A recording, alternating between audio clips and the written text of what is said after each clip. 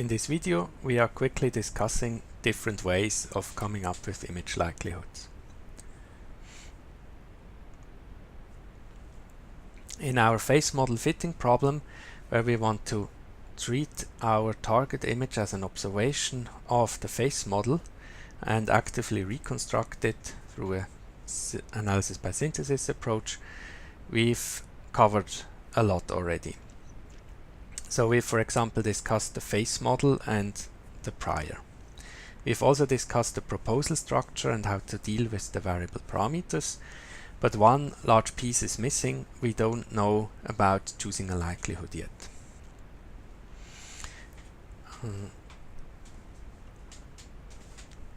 The image likelihood will be structured as follows here.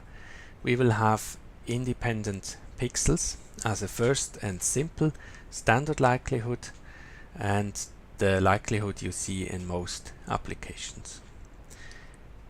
I will then introduce the background model, which is actually necessary for this independent pixels model to work in practice. And I will quickly discuss also a third possibility of choosing a likelihood which is not depending on these independent pixels assumptions.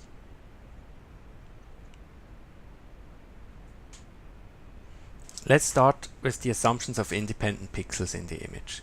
This is the most straightforward and simple likelihood. So the goal will be to come up with a likelihood which gives us a model of observing such an image given a model instance. So the easiest thing we can do is actually to use the pixel grid of these two images, and for a pixel in our reconstructive image, in our sample, we could then choose the corresponding pixel in the target image and compare these two, or model the target image pixel as an observation of this sample pixel. So the observation in such a model is typically just a Gaussian model where we treat the observed color here with a Gaussian likelihood centered on the sampled color. We would then do this also for other pixels and for even more. If we want to do this for the whole image, we have to consider that we only render the face here.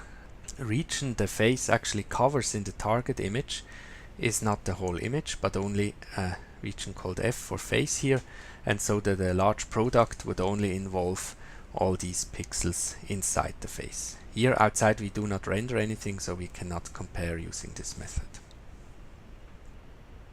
If we apply this independent pixel likelihood, we will soon realize that we will generate issues when we actually ignore the background. And to understand that, here we again see that the face only covers a small part of the actual target image, and we observe the whole image, not only the face. So our likelihood, which only deals with the face, is not enough.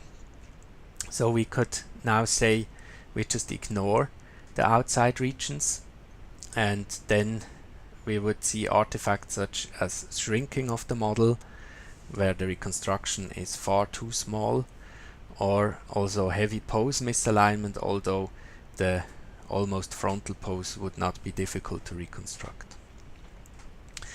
And for these reasons, we will model background explicitly to actually also deal with the background observation here. An explicit background model would just add an explicit likelihood for background pixels to this product we had above. So besides the face part here, we would add an additional part dealing with the pixels outside the face. So why should we add that? If we have this large likelihood product, we can realize what actually happens if we ignore the background part. Well, starting from the first approach, where we just took the face into account, we can now compare these two and realize that actually choosing a background value of 1 makes the two equal. And so ignoring actually corresponds to an implicit background assumption of having a likelihood of 1. And this might be inappropriate in your situation. Now the issue is that we have to deal with background, so we have to come up with a background likelihood here, but we have a phase model. We don't want to model the whole world in the background, so we have to come up with arbitrary background models. And to do that, we need models based on generic and simple assumptions. So for example, we could come up with a constant background model or with a histogram background model.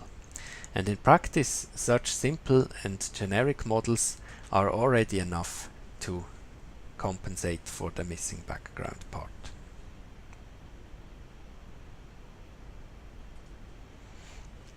Another issue with our independent pixel likelihood is that the independence itself is not a very good assumption, because colors in an image are usually correlated. So not every pixel we actually observe in the image is a fresh observation. It doesn't add a lot more knowledge than the one we've got already from the other pixels. And having 100,000 of these pixels makes our posterior overconfident. So it treats every color we see as an additional independent observation, and that's simply not appropriate.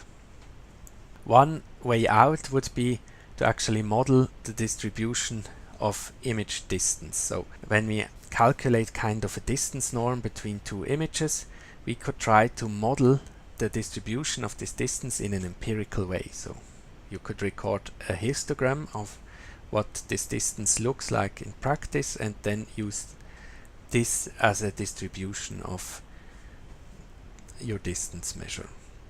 No matter how you do it exactly and what measure you use exactly, the key here is usually that you use an empirical measure, which cares or includes then the dependency between pixels you get in practice.